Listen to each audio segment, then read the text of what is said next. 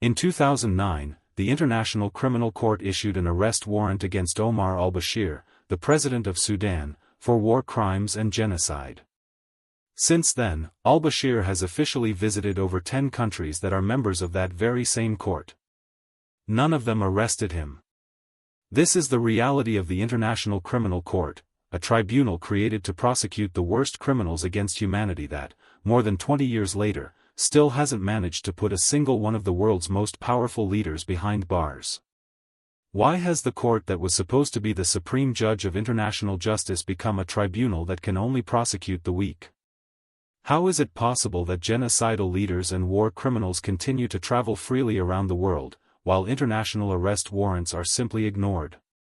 The answer lies in an intricate web of geopolitics, national interests, and a legal structure that was born already bound by the very limitations it was supposed to overcome. And this story reveals much more about how power really works in the world than any international relations textbook could ever teach. To understand why the ICC struggles today, we need to go back to where this dream began. And it started in the ashes of the most horrific war in human history. After World War II, the world witnessed something unprecedented: the Nuremberg trials. For the first time in history, leaders of a defeated nation were held accountable for crimes against humanity. Nazi officials who had orchestrated the Holocaust sat in a courtroom, facing justice for their actions. It was revolutionary. It was hope. But there was a problem. These tribunals were created by the victors, for the defeated. They were temporary, ad hoc solutions. What the world really needed was something permanent, a court that could prosecute anyone, anywhere, anytime. For decades, this remained just a dream. Then came the 1990s, and the world was shocked again. Ethnic cleansing in the former Yugoslavia. Genocide in Rwanda. Hundreds of thousands dead while the international community watched. Something had to change. The United Nations created special tribunals for Yugoslavia and Rwanda, and they actually worked. War criminals were arrested, tried, and convicted. The international community finally had proof that global justice was possible. This success fueled a movement. Diplomats, lawyers, and human rights activists from around the world came together with a bold vision: create a permanent international criminal court that could prosecute the worst crimes anywhere on Earth. On July 17, 2002, their dream became reality. The International Criminal Court officially opened its doors in The Hague, Netherlands.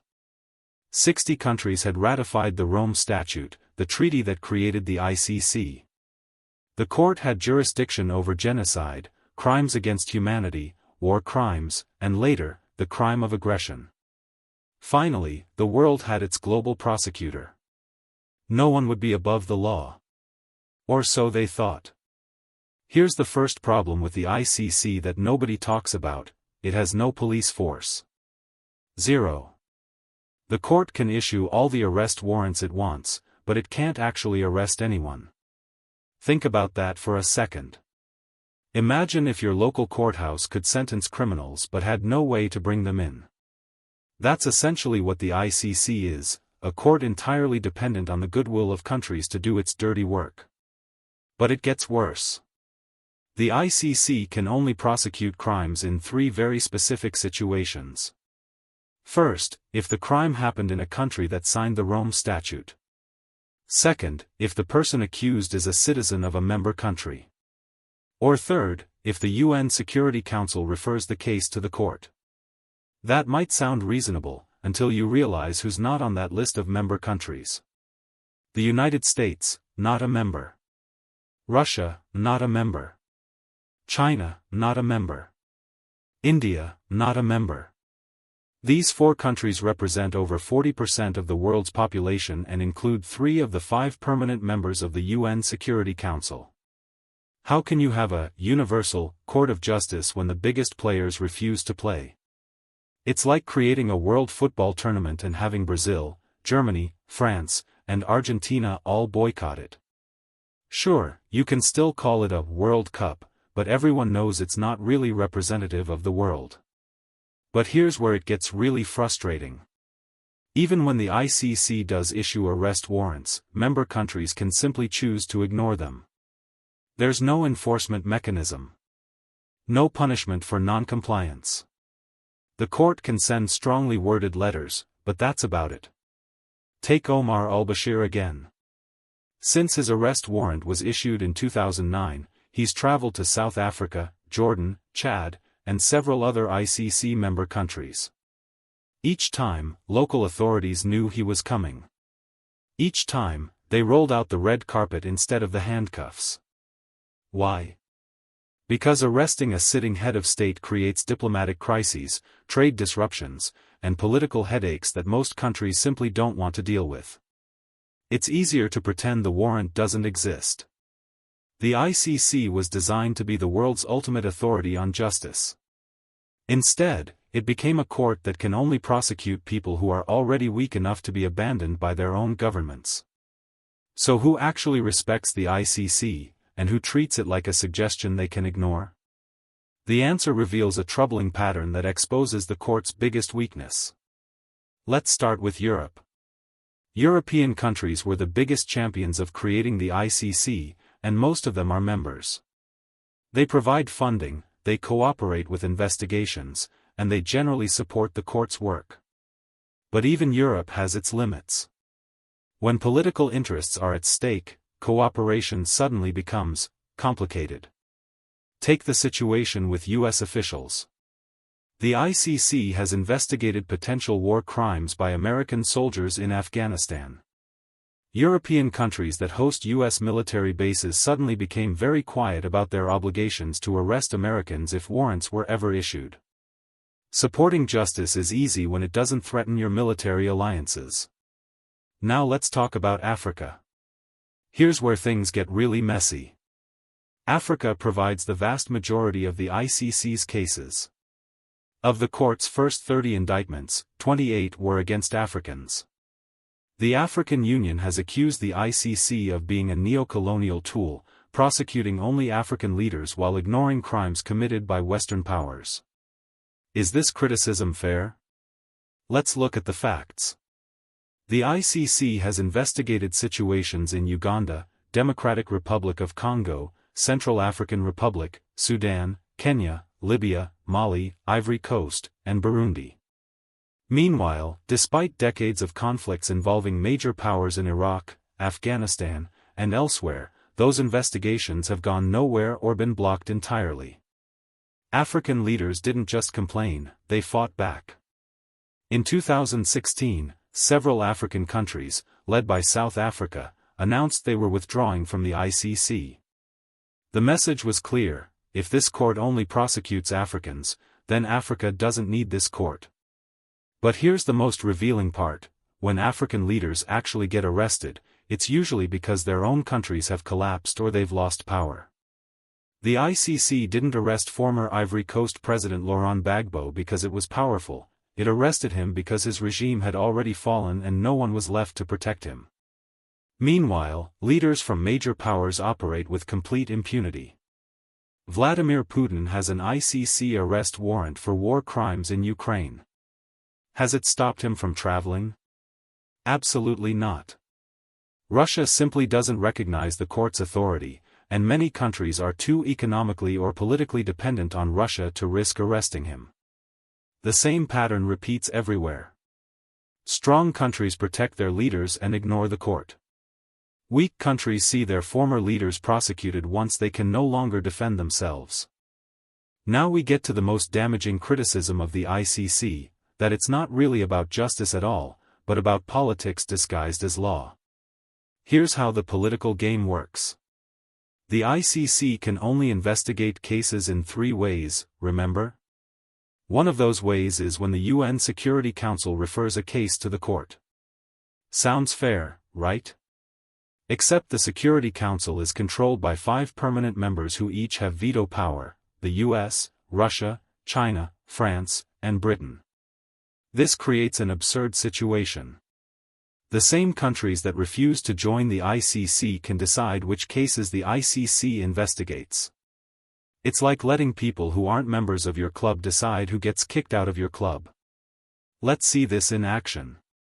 In 2011, the Security Council unanimously referred the situation in Libya to the ICC during the Arab Spring. Muammar Gaddafi was suddenly a war criminal who needed to be prosecuted. But wait, wasn't Gaddafi the same leader that these exact same countries had been doing business with for years? The same Gaddafi who was welcomed in European capitals and had billions in weapons deals with Western nations? The timing wasn't coincidental. The ICC referral came precisely when Western powers wanted regime change in Libya. The court became a tool of foreign policy, not justice. Now contrast that with Syria. Bashar al-Assad has been accused of using chemical weapons against his own people, running industrial-scale torture facilities, and causing hundreds of thousands of deaths. Multiple European countries have tried to refer Syria to the ICC. But Russia vetoes every single attempt because Assad is their ally. So Gaddafi gets prosecuted when it's politically convenient, but Assad walks free because he has the right friends on the Security Council. This isn't justice, this is geopolitics with a legal costume. The American approach is even more cynical. The U.S. passed something called the American Service Members Protection Act in 2002, also known as the Hague Invasion Act. This law actually authorizes the U.S. military to invade the Netherlands and rescue any American held by the ICC.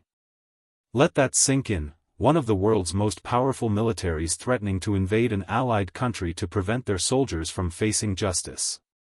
Meanwhile, the same America that threatens to invade The Hague regularly supports ICC investigations when they target countries America doesn't like.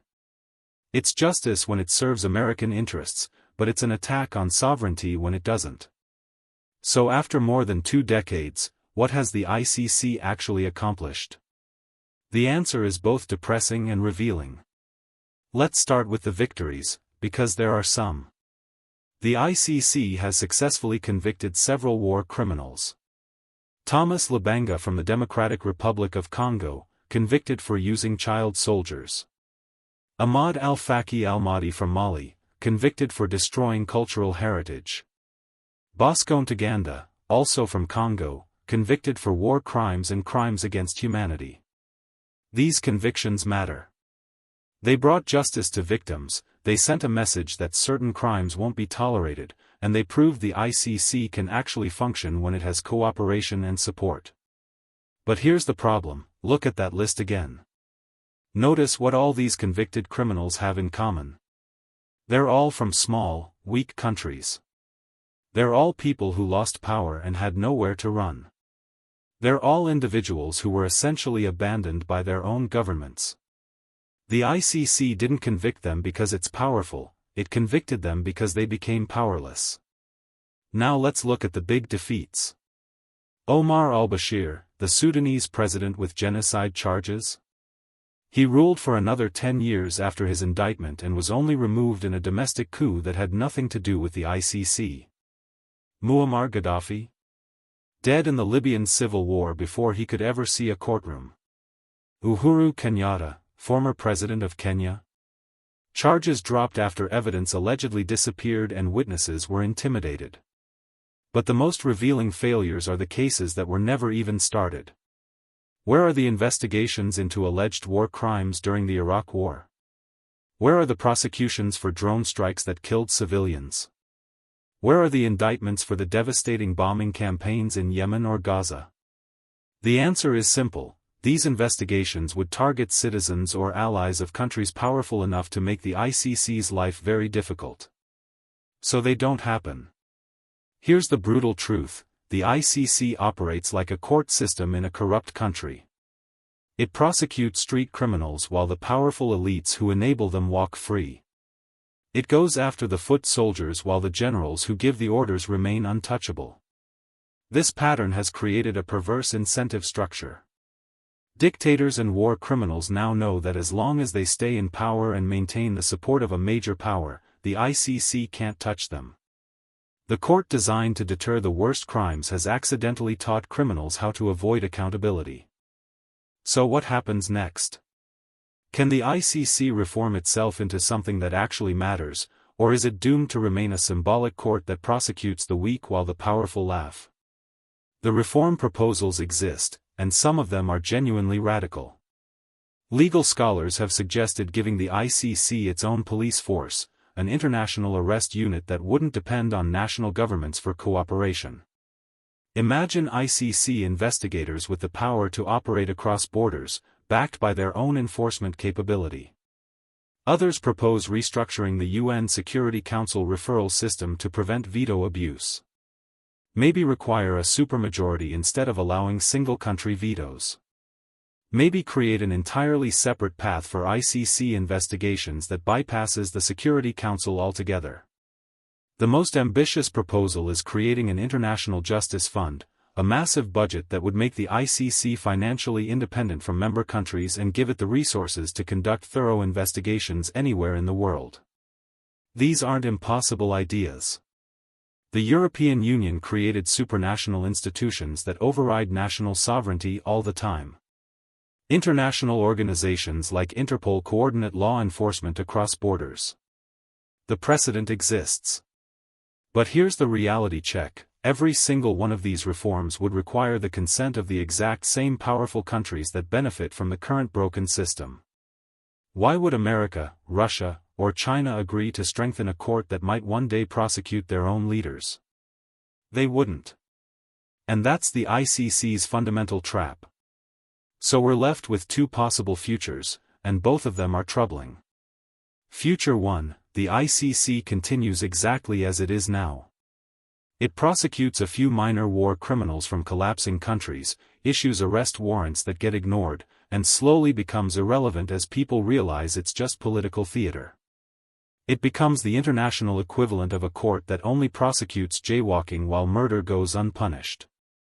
Future 2, the ICC actually tries to enforce its authority against major powers. It investigates American war crimes, Chinese human rights violations, or Russian atrocities. And then we discover what happens when an unstoppable force meets an immovable object. Countries withdraw en masse, funding disappears, and the court collapses entirely. Either way, the dream of universal justice seems further away than ever.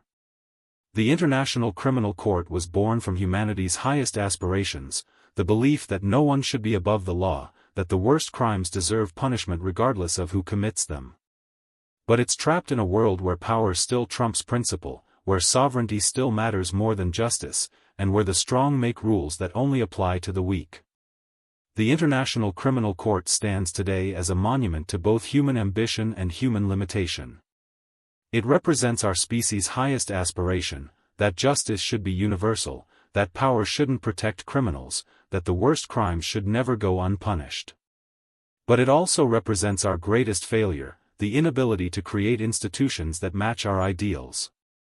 The ICC can't punish the most powerful because the most powerful designed the system to protect themselves. They created a court with jurisdiction they can ignore, enforcement they can block, and funding they can cut. They built a justice system with an escape hatch that only they can use. This isn't a bug in the system, it's the feature that made the system possible in the first place.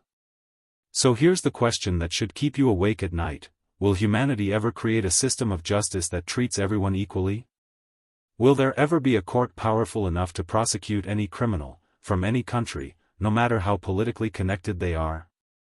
Or is the idea of universal justice just a beautiful lie we tell ourselves, a fairy tale about equality in a world fundamentally organized around inequality?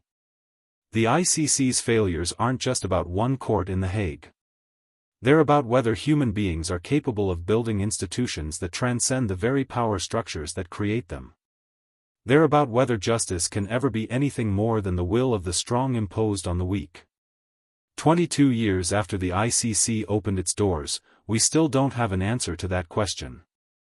But every ignored arrest warrant, every protected war criminal, every selective prosecution brings us closer to the truth. The International Criminal Court was supposed to be humanity's moral progress made manifest. Instead, it became a mirror reflecting exactly how far we still have to go.